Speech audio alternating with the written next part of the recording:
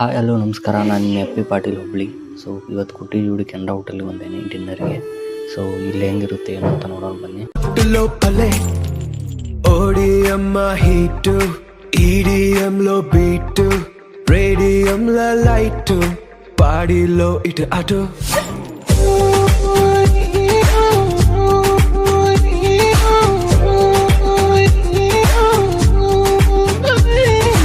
ఓడియమ్మ heat ఈడియంలో beat రేడియంలో light పాడిలో ఇటు అటు